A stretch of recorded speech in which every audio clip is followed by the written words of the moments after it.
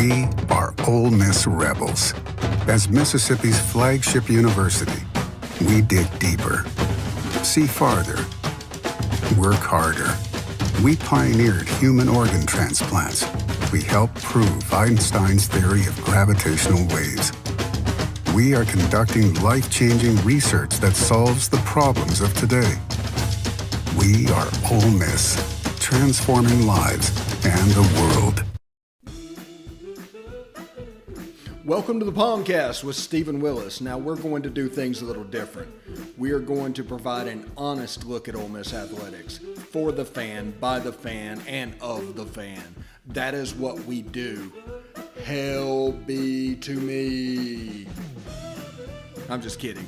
Tune in for some Ole Miss sports news. We're going to give it to you straight. Yeah, right now. The POMcast starts now. It happens now. Holy cow. Listen to me. It's starting. Well, it's going to start right about now. Good morning, good morning, good morning. Welcome to the POMcast. I'm your host on this magical mystery tour, Stephen Willis. Thank you for joining me from the palatial Central Florida studios. Full disclosure, my brother-in-law is having a home inspection that I need to get to that is going to overlap the showtime, so I am recording this show a little early. That's the reason the chat room is not open. That is the reason all that is going on. So I apologize for that. It could not be helped. But I will say this. This is the second person connected to me to move down here since I did, which is 6 months. So I'm at the point where I'm telling people, if you do not want to move down here, do not visit. This place is awesome. And it really is.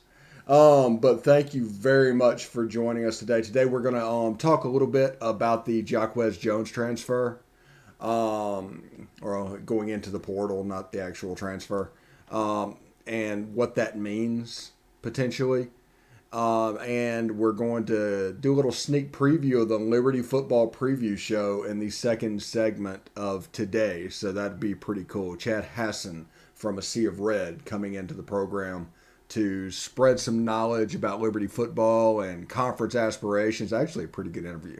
So stick around for that and listen to that and tell us what you think. Before we get started today, though, I want to tell you about the Vault Society. It's a big push from the Ole Miss Athletics Foundation, and basically what the Vault Society is a 5-year commitment of support, and membership starts at $5,000 a year. Of course, you can go up from that. If you want to give more, you can give more. You're not stuck at $5,000.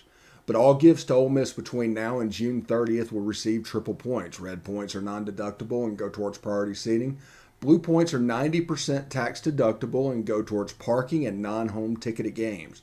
That'd be postseason bowl games, neutral site, etc. We've got a pretty big one this weekend and another big one on Labor Day that would fit nicely into that category. If you have any questions, go to give2athletics.com. That is give2athletics.com. Thanks for listening. Thanks for watching. If you're interested in doing one or the other, we are available on Twitter at @TheStephenWillis and at The Rebel Walk, on Facebook at facebook.com/POMcast. And The Rebel Walk. Give us a follow. You'll always know when we're going live. Same thing goes for YouTube. Subscribe, hit the bell.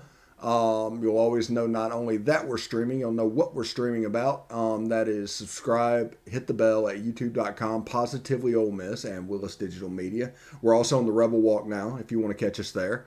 And we are on Twitch at Positively Ole Miss, all one word, as well. So a plethora of options to watch the show. Thank you very much for doing that.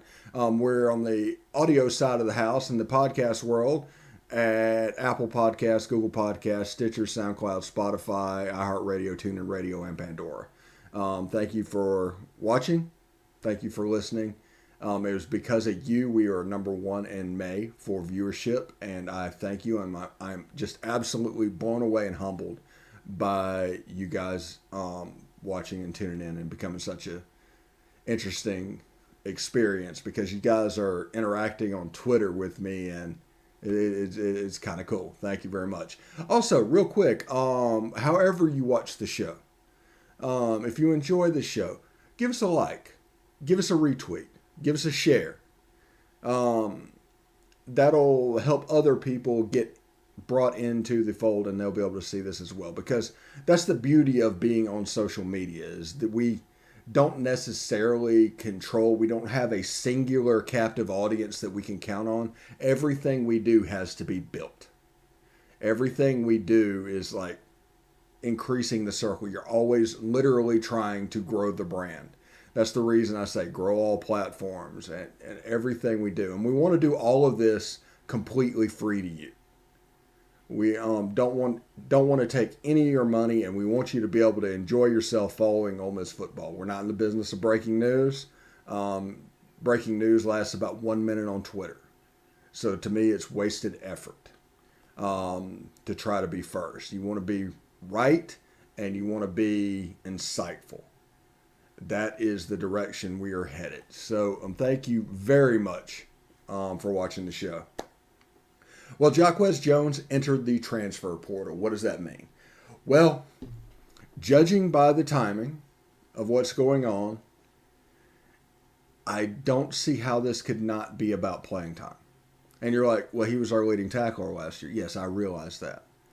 But in spring practice, whenever they're actually starting to work through it, the goal was not just to be the top two at that linebacker position, to be a starter.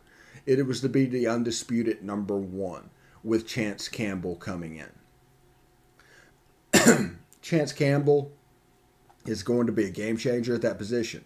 Now, Jacquez Jones, I'm not saying we will not miss him. I'm not saying he was not good. He was a heck of a player, and we are going to miss him. But what I'm saying is, this sounds an awful lot like he was going to be in the rotational player position, and the real starter at the linebacker position that was going to eat up a lot of the snaps was Chance Campbell.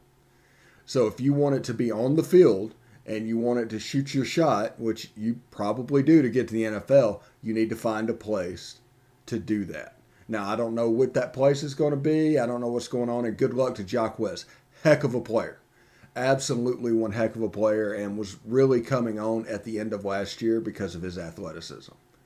But with Chance Campbell and his ability to go sideline to sideline, because he's a fairly athletic linebacker, that allows you to all of a sudden get a Lakia Henry.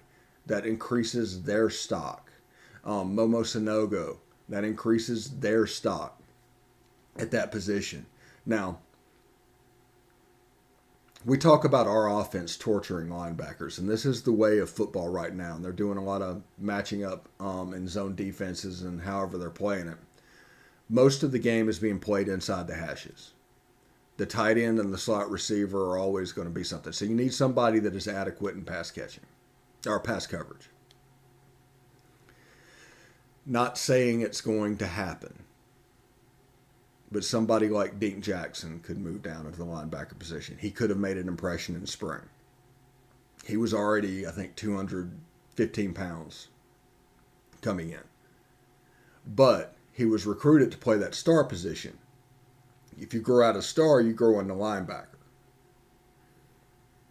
Your coverage skills are still going to be there, but your physicality has been added.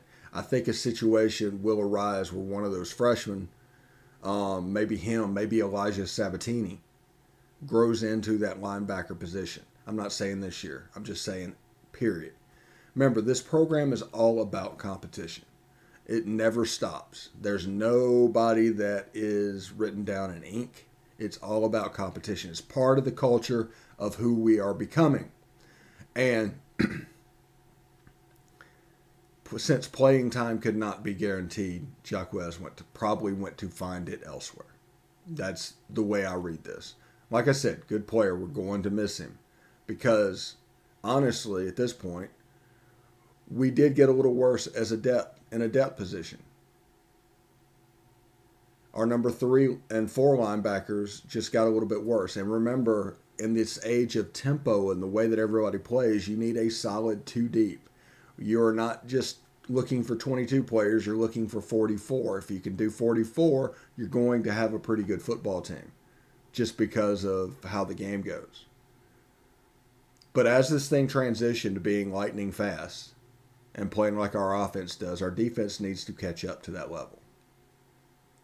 So we need to look at what type of players we're putting there. This has nothing to do with Jacquez, by the way. This is just a random thought. I'm just rambling at the moment. We need to look at what type of players we're schematically putting there. What type of players is at the star? Which role will be the traditional will linebacker whenever we face a running team? What can we get away with our middle linebacker? What do we want from them?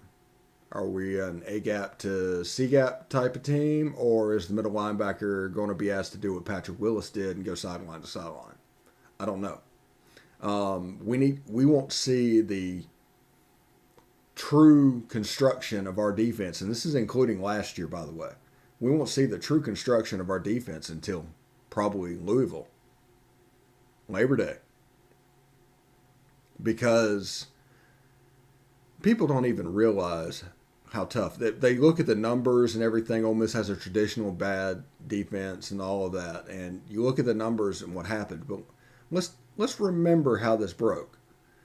Lane Kiffin was hired last December. COVID shut us down before we could do spring, so no spring practice for a new staff, new schemes, new everything. COVID kept going until the fall, where we were just trying to get a season in. We didn't necessarily care what it looked like. We just wanted to fulfill our TV contract and get our money. If we all remember, that's the conversation that was happening in the fall. Well, fall camp was stripped down. 2 days didn't happen. So basically, regular game week type practices were happening in August. So in 20 practices, they were expected to know defensively a completely different defense, all their assignments. The personnel needed to be perfect. So there's high expectations in people watching this the way it would normally look. But then we open with Florida. Of course Kyle Trask and Kyle Pitts were going to eat us alive. Of course we were going to have problems at the star position. We were having personnel problems all over the field. If you remember that game, there were people starting defensively that did not start against Indiana or Mississippi State or LSU.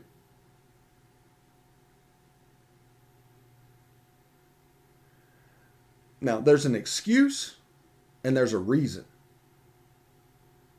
And you have to be able to differentiate between the two. A reason something happened is not an excuse. It's not. Otherwise, claiming that you can do more than you can is just not reasonable. And we need to actually be reasonable looking at this. We need to understand what the defense looks like. And in Labor Day, the introduction to the defense is actually going to happen. People talk about the strides that they made in spring, and they were all surprised about the defense moving forward. No, they needed coaching. They needed more time. As the season went on, the defense got better. Against Indiana, they were pretty darn good with that same personnel. Once the practices lined up, the total number for install, the personnel got right, the scheme got right, the right people in the right place, you were able to do what you wanted to do. Otherwise, it was just guessing. It was just hoping. And this is nothing against the kids. They had a genuinely hard situation. It was probably the hardest situation in the conference. If you're with a new coach, if you're learning something completely new, and you can't get there to do it. Everything was done on paper, or I guess now iPads. But you know what I mean. But I do want to wish Jacquez Jones well. He was a good player. We are going to miss him. But I just can't see any way this was not about playing time. And this is really helping make me look forward to Chance Campbell's arrival. It appears that he's the one that is playing the Chance Campbell position. It appears they had that talk. It appears he didn't take it well. But we're going to take a short break. And when we come back, we're going to do the Liberty football preview for 2021. Actually, decent interview, so stick around.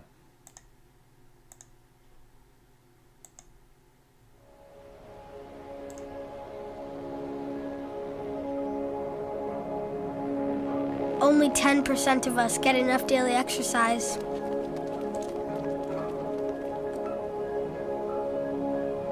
And that number is dropping.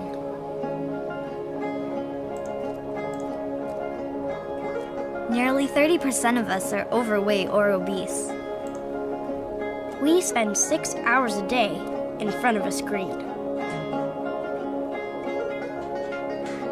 As a result, we now have a shorter life expectancy than our parents. But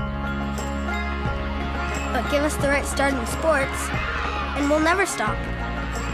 Learn how at active4life.ca. Hey, this is Stephen Willis from Positively Ole Miss. We're almost done with this break. We'll be back with good information quite soon. The military has been in every generation of my family, and so has VA. It wasn't easy for my dad after Vietnam, but VA helped him and my mom get the home they'd always wanted. My grandpa's been coming to VA since World War II. They even helped him lay to rest one of his battle buddies from Normandy. And me, I followed in their footsteps and served with pride. And now that I'm out of the military, the GI Bill's helping me with school. Every generation of my family has served, and VA has served us all.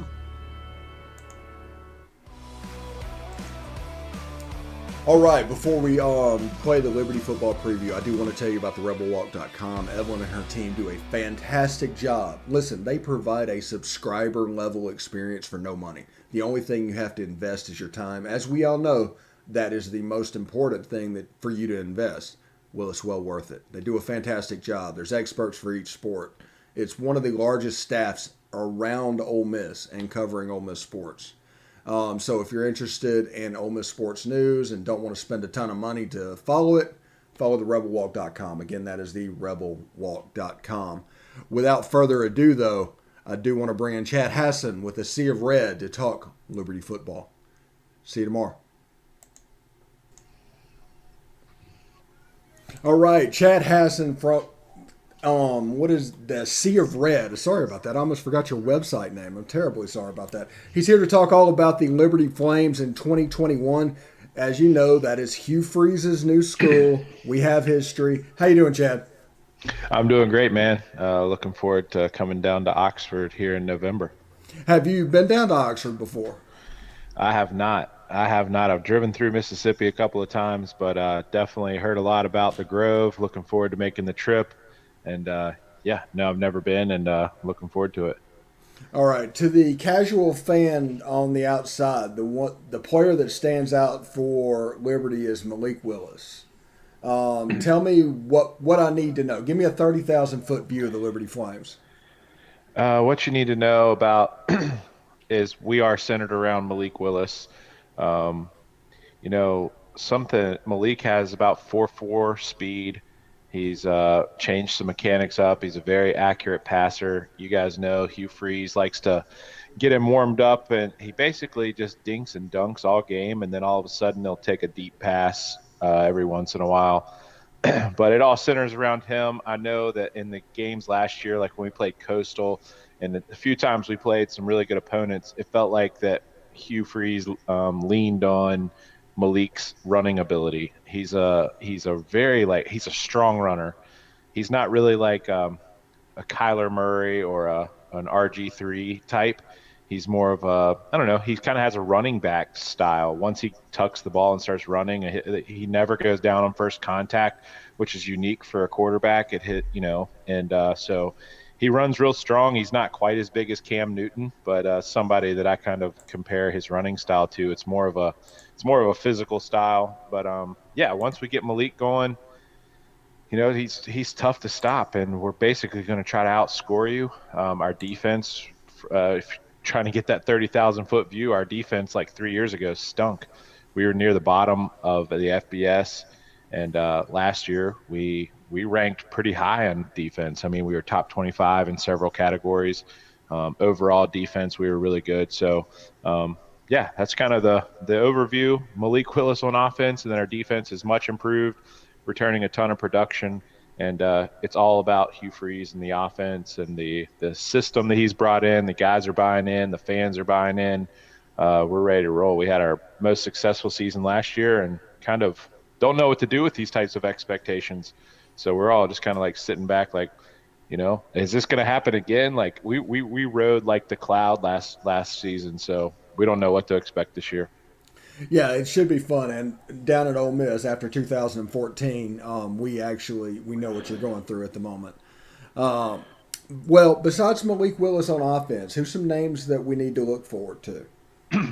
On offense, so honestly, it starts around our offensive line, and those guys don't get enough credit. Honestly, we got all returners. We got several guys who are potential NFL guys. They've been around for a while. Tristan Schultz is a left tackle who, when you watch this guy pull on any type of pull play, running to the right, he is unbelievably athletic, and that group just does not allow sacks, but they also are very physical in the run game. So Tristan Schultz and Thomas Sargent is the center.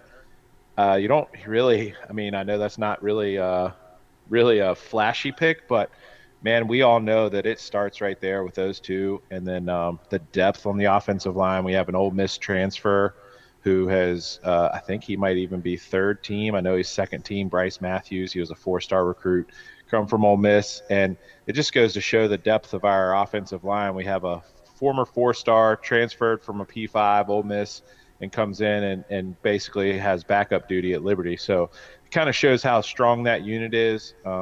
So, yeah, Tristan Schultz. And if you're looking for a playmaker, honestly, we have a guy named Demario Douglas who reminds me a little bit of Dexter McCluster back in the day for Ole Miss. So He's just that quick scat back. He doesn't do as much out of the backfield as McCluster did, but slot receiver, and he just has game-breaking speed, and he gets his hands on the ball. He can make people miss. He's a decent route runner. He doesn't drop the ball too often.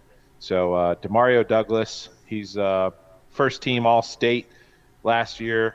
We don't have conference awards because we're independent, but as far as like All-State teams, he's one of the guys. So for playmakers, Demario Douglas. For who makes the offense go, it's Tristan Schultz and Thomas Sargent, and the whole cast of offensive linemen. All right, you were talking about the defense being much improved. Looking at that, give me some names on the defensive side of the ball. Yeah, we got Javon Scruggs. It all starts with him. If you watch, he's number 1 on the defense. He's a former quarterback. He played high school football about 5-10 minutes away from Liberty in Appomattox, and he is in on every single play. And he reminds me so much of Troy Polamalu, the old safety for the Steelers. When he makes a tackle, there's no rolling, there's no grabbing and hitting. It is like a missile just coming in and hot. It all starts with him. He's in on every single play. Like I said, he plays safety. He plays some of that rover linebacker. He's everywhere making plays. The defensive line, we have more depth there than we've ever had. Trayshawn Clark had a really good freshman campaign, and then last year he kind of took second fiddle to another defensive lineman, but I expect Trayshawn Clark to lead our defensive line. So I'm going with Scruggs as an easy number 1. He's the alpha dog. He leads the way. And then I would say that Trayshawn Clark is going to have a big year on the defensive line, but it feels like everybody's got that defensive lineman, pass rusher. But I keep an eye on him. But that overall D-line and O-line units are deeper than we've ever seen. We got playmakers, and they'll rotate in and out. So nobody's really going to have huge numbers there, but he's definitely a really talented guy. Okay, last year Liberty won the Cure Bowl. Went 10? Was it 10-1? Mm-hmm. Yeah, that's right. With the Power 5 victory over Syracuse, and really they should have taken NC State. It took a last-second field goal to beat them there. What's the Power 5 schedule look like this year for Liberty? I know that we have. Let me look real quick. I know that we have Ole Miss. I know that Army. They're not Power 5, but Ole Miss is really the one that we have circled. We play Syracuse again coming up. I know those two right off. let's see. We also have, that might be it for Power Fives. So yeah, just Ole Miss and Syracuse. But there's some good non P5s in there as well. So Troy is typically pretty strong, and then like I said, Army, and then we got Louisiana coming to our house. Louisiana's coming to our house, and they'll likely be top 25 when we play them. So looking forward to that game too. Yeah, that usually is set up to be a really fun game because Louisiana, they just have it cooking at the moment in the Sun Belt. Any That's right. talk about Liberty moving into a conference eventually? Yeah, man, there's a lot of talk about that. Sorry, I'm moving around here on you a lot, but the camera's like super zoomed in, so I'll just stay back here for a minute. There you go. I'll Um, make it a little easy so you see it. okay. Yeah, so conference. So we were in the Big South. We decided to go independent for football. I think that was the only way we were going to get in. We got shunned by the Sun Belt probably 5, 6 years ago. So we were kind of looking for a home, didn't find one, went independent. Well, it just kind of just took off for us. We were able to recruit better. We were able to, our facilities and everything. We were able to, our schedule is so flexible. We can get any game we want, like winnable games. Everybody in state was wanting to play us because we bring a big crowd, and there is a winnable FBS game. So we were able to schedule a lot better. But I think our fans, honestly, let me try to find the camera here. Our fans, honestly, we're ready to get into a conference. The American would be awesome. Conference USA would be cool. Um, I'm not sure if we're into the Sun Belt at the moment, but yeah, I would say that's our next step is we'll be in the American Athletic Conference or the Conference USA, or unless something wild happens with realignment and they create a new conference somewhere down the line. But those are the two we have our eyes on. Where do we stand? Honestly, I've been doing a little bit of research, and Liberty has one of the best non-P5 athletic programs in the country. Our baseball team is in regionals. Softball made regionals. Golf finished top 20. Football obviously is top 25. That's where it really is. Basketball's made the NCAA tournament or qualified for the NCAA tournament, I believe, 3 years in a row now, 3 or 4. So our athletics department as a whole is set up to go to one of those G5s, those top group of 5 conferences. And the one thing we're missing right now really is, just because we're so new, is we're missing that revenue generating. I mean, we bring a lot of fans to games, but we're still young in the football arena in terms of bringing fans to games. So as far as a conference goes, I believe we'll hold out until we can get either the American Conference USA or we get a newly created conference, something crazy that we're not anticipating.